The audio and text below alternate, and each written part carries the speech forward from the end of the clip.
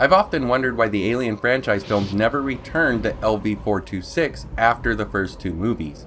Weyland-Yutani would go out of their way to get a Xenomorph specimen in Alien 3 from Fury 161, and the USM would do the same for a tainted strain of Xenomorph in Resurrection. But why would they do this when LV-426 is still out there ripe for the pickings? Well, as it turns out, there have been plenty of return trips back to the moon of Acheron if we only look to the Aliens Expanded Universe. Before we get into these individual expeditions, it's important to remember that even though all of these events exist in the expanded universe, they're not necessarily tied together. You may even want to think of the extended universe as more of a multiverse where many different universes dwell, with some connected and some not. Our first return trip would come to us via the Aliens Colonial Marines technical manual. Towards the end of the book, we come across text and audio communications that feature some higher-ups at Weyland-Yutani, discussing the Colonial Marines' encounter with the aliens.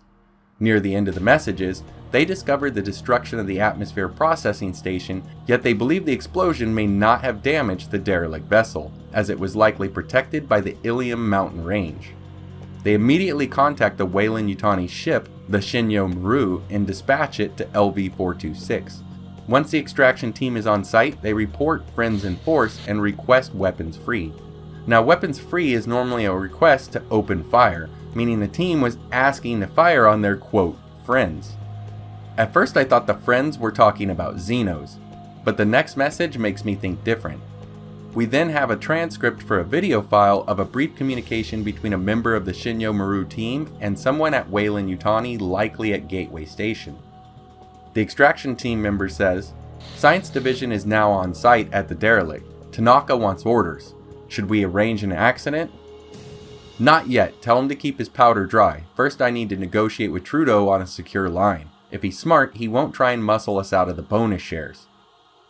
The last communication in the manual is a text comm file that reads, "All one big happy family here. Have recovered 2 lost babies. Share prospects excellent.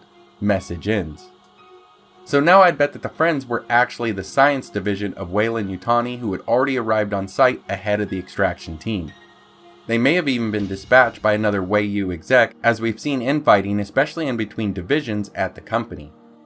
So after the shares are discussed and all is one happy family, the extraction crew would recover 2 ovomorphs. It's not said if the eggs are taken back to Gateway Station or some other facility. There is also no mention of what the science division does on site, considering they now have access to the derelict, the space jockey, and of course, all of those eggs. Now, the following expedition to LV-426 would be given to us in the DLC to Aliens Colonial Marines, Stasis Interrupted. Sometime during his stay on LV-426, Weyland-Yutani Special Projects Director Carter Burke was able to send a message back to the company confirming the existence of the Xenomorph. In response, the company sent out the Resolute and the advanced research transport, the USS Legato, which of course would just so happen to have a bunch of colonists in stasis ready for Xeno implantation. Upon arrival, they would discover the destruction of Hadley's Hope, and there would be no sign of the USS Sulaco. Holding true to their ways, the company immediately started harvesting ovomorphs, along with initiating the study and breeding of Xenos on both LV-426 as well as on the Resolute itself. Since we're only interested in trips to LV-426, we're going to skip ahead in the story a bit to the origin facility and the Resolute. And inside the Resolute is none other than Corporal Hicks of the Colonial Marines, now being held as a prisoner by Michael Weyland. After using an EEV to escape to the surface of Acheron, Hicks would come into contact with the previously unknown alien, the tank-like Crusher, along with an alien queen.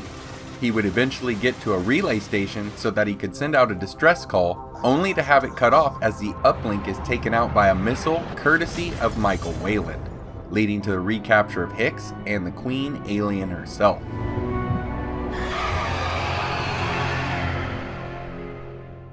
Leaving Stasis Interrupted, we now come to the main game, where in response to the partial message sent out by Hicks is a second group of Colonial Marines aboard the USS Sephora. Much to their surprise, the USS Sulaco is now again in orbit around LV-426, even though its last known coordinates were near Fury 161. An investigation of the Sulaco would follow, and the team would find a heavy presence of aliens, along with the surprising find of Weyland-Yutani PMCs, the elite security force for the company.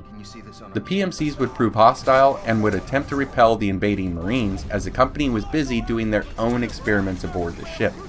In the ensuing battle, the Sephora is lost and the Sulaco heavily damaged, causing an evac to the surface of Acheron, where the team would seek shelter in the remains of Hadley's Hope and wait for help.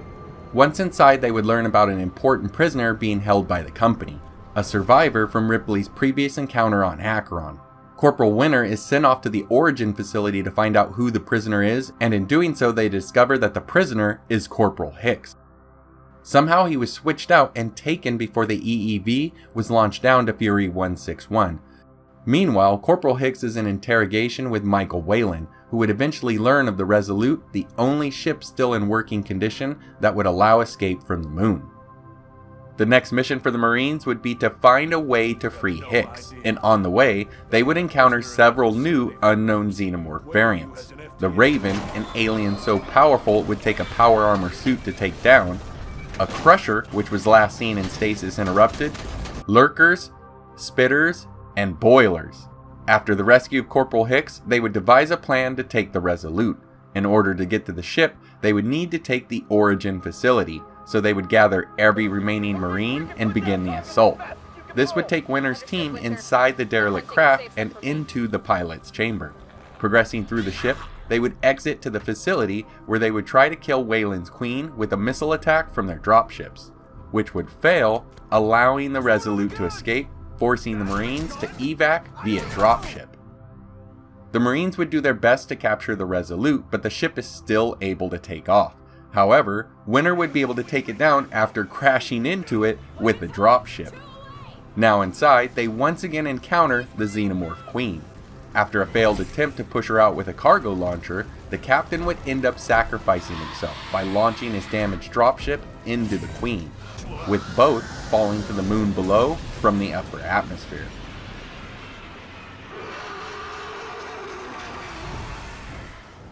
Originally, Aliens Colonial Marines was meant to have a Nintendo DS port, but due to the on-again, off-again nature of the production, the game ended up becoming its own thing as Aliens Infestation. It would still have a similar story at its beginning, yet it would have its own cast of characters. Here, the Colonial Marines would find the Sulaco 18 weeks after the events of LV-426.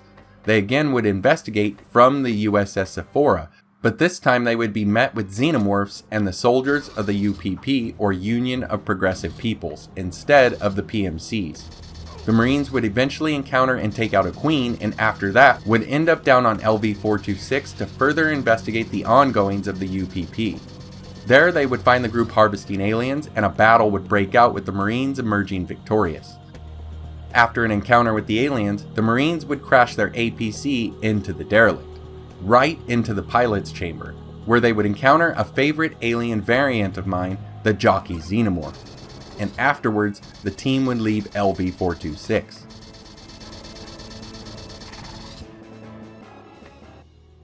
And that would bring us to Alien Isolation, one of the few bright spots for the franchise in recent years, and it would also give us yet another return trip to Acheron.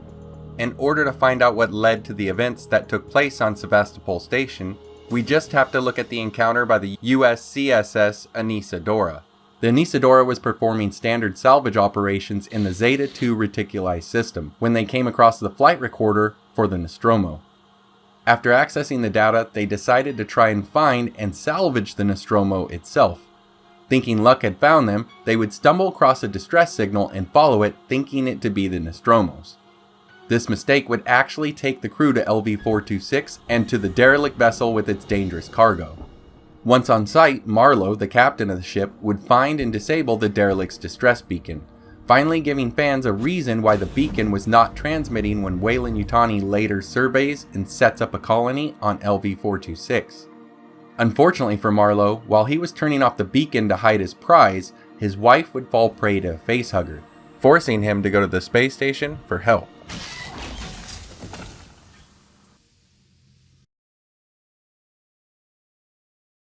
This time I've got another video game for you, but instead of a console game, it's an arcade game, Aliens Extermination. Years after the events of Alien 3 in 2179, 2 Marine squadrons would be sent back to LV-426 and Hadley's Hope to exterminate the remaining alien presence. To their surprise, they would encounter a malfunctioning defense system that would treat them as hostiles. To shut it down, they would end up having to take out a number of SATCOM towers. Afterwards, they would be confronted by Weyland-Yutani synthetics that had been reprogrammed to capture aliens and repurpose them as biological weapons. This would lead to an amazing fight with a synth inside of a power loader complete with a buzzsaw. Not to be outdone, after taking out the synth boss, the team would discover the alien dragon, a flying xenomorph with wings for arms, guarded by flying chestbursters. After clearing the area, the Marines would investigate an illegal Weyland-Yutani research facility where they would find a captured alien queen. To defeat it, they would set off an emergency destruct sequence and escape on several dropships, with one of them covered in aliens as the credits would roll. So how about the Aliens comic book series? There has to be some trips to LV-426 there, yet surprisingly, I can only find one instance of a return trip to Acheron after the events of Aliens. There are plenty of comics that cover the event itself, but surprisingly all the other issues take place on other planets or moons, or aboard some kind of spacecraft or space station. However, Aliens Earth War, or when updated, Aliens Female War, would give us the expedition that we're looking for. Following up directly after the film Aliens, 3 days after Ripley would enter hypersleep, she would be awoken by Captain Hankerson of the Colonial Marines. He then informs Ripley that even though the ICC concluded that there was no evidence from the Nostromo's mission, that the company not only had all of the tapes, including the ones from the helmet cams, but that they knew about the dangerous alien all along. After she warns him about the threat that the aliens possess, he lets her know that they are making a return scientific mission back to LV-426 to investigate the intelligent space jockeys, the real prize. Of course, the mission would go bad, and they would get overrun by the aliens. While making their escape, Hankerson is overheard by the Marines telling Ripley that they were there to be bodies for implantation and is shot dead on the spot. Ripley and the remaining Marines would finally escape, making this the last encounter on LV-426 that I could find. Now there may be other encounters to LV-426 as the Aliens Expanded Universe is pretty vast, but if you know of any that I missed, let me know down in the comments. There are other events that take place on Acheron during the Xenomorph outbreak, like the novel River of Pain, No Good Deed from Aliens Bug Hunt, and Newt's Tale from the comics, but I wanted to focus on return missions after Ellen Ripley leaves the moon in Aliens. So when will we return to the famous LV-426 on film? If we were to get the third prequel film, Alien Awakening, it would make sense that we would have to return to Acheron, so that we can tie the prequels up to Alien. But now it's not clear if that film will ever happen. It's very likely, however, that we will return to LV-426 in the future of the Aliens Extended Universe. So until then, what's your favorite return trip to LV-426? I'd love to hear your thoughts and questions. Thanks for watching, and I hope to see you next time.